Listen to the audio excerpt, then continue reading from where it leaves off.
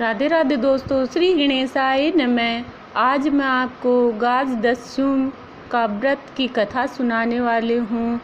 गाज दस्युं का व्रत भादवे की उतरते की दशमी के दिन किया जाता है। इस दिन हम सुबह जल्दी उठकर स्नान आदि करते हैं और जोड़े तालाब पर जाकर तालाब की या जोड़े की पूजा की जाती है, गऊओं की पूजा की जाती है, भील भीलनी बनाए जाते हैं।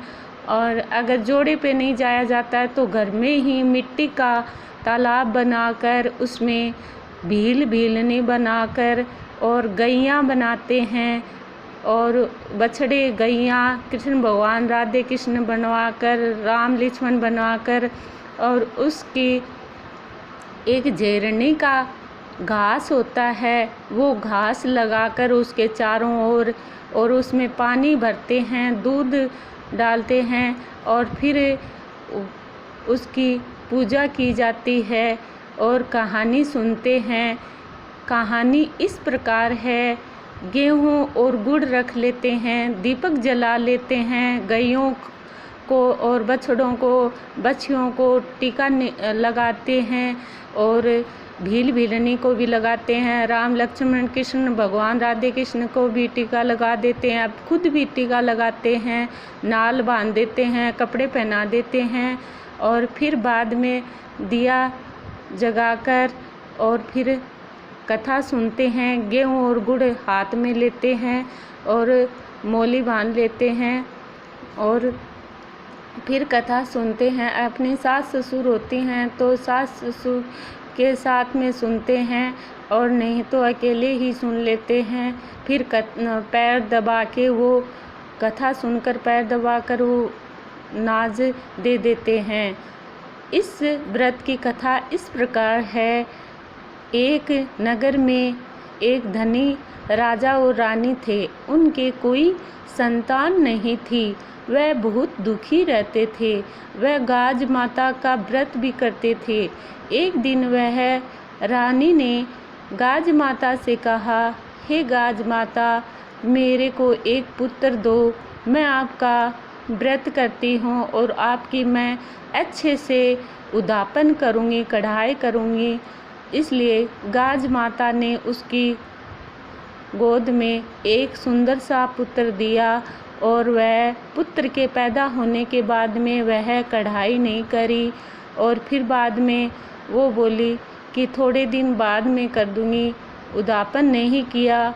इसलिए गाज माता ने सोचा कि ये तो हमको भूल गई है।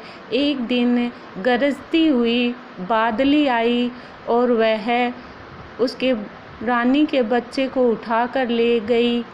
बच्चे को उठाकर ले जाकर जंगल के अंदर उसको छोड़ दिया। वहाँ से भील और भीलनी जा रहे थे, उनके भी कोई संतान नहीं थी।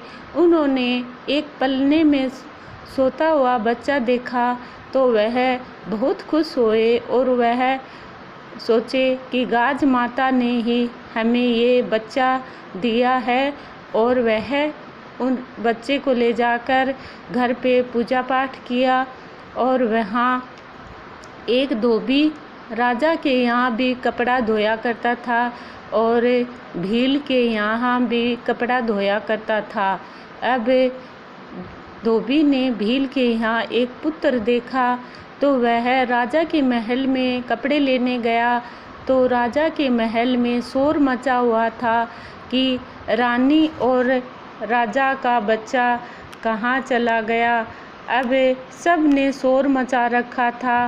अब रानी और राजा का बच्चा नहीं मिल रहा था। अब धोबी ने कहा कि मैंने एक बच्चा भील के यहाँ देखा है और भील के यहाँ वह गए सब और उसने कहा कि ये तो हमें गाज माता की कृपा से मिला है, हम गाज माता की पूजा पाठ करते हैं। जब राजा और रानी को याद आया कि हमने भी हमारे बच्चे के लिए उद्यापन बोला था, इसलिए हमने माता का उद्यापन नहीं किया, इसलिए सब हुआ है। राजा और रानी ने नगर के साथ में बहुत अच्छे से माता का उद्यापन किया और गाज माता गोरती हुई उनके बच्चे को वापस ला दिया। और रानी ने कहा, हे माता, मैंने आपका अच्छे से व्रत किया है, आप मेरे बच्चे को वापस दो। और गाज माता ने उसके बच्चे को वापस दिया। भील के यहाँ भी बहुत धन और लक्ष्मी की प्राप्ति हुई और उनको भी एक पुत्र रत्न की प्राप्ति हुई। इस प्रकार राजा ने सब को ढिंढोरा पिटवा दिया कि भादवे की दस्युं को गाज माता का व्रत किए। और इसके बाद में व्रत करने के बाद में, कहानी सुनने के बाद में, कथा समाप्त होने के बाद में गणेश जी और लक्ष्मी तस्य की कहानी सुननी चाहिए। इस प्रकार हम श्री कृष्णम शरणम मम।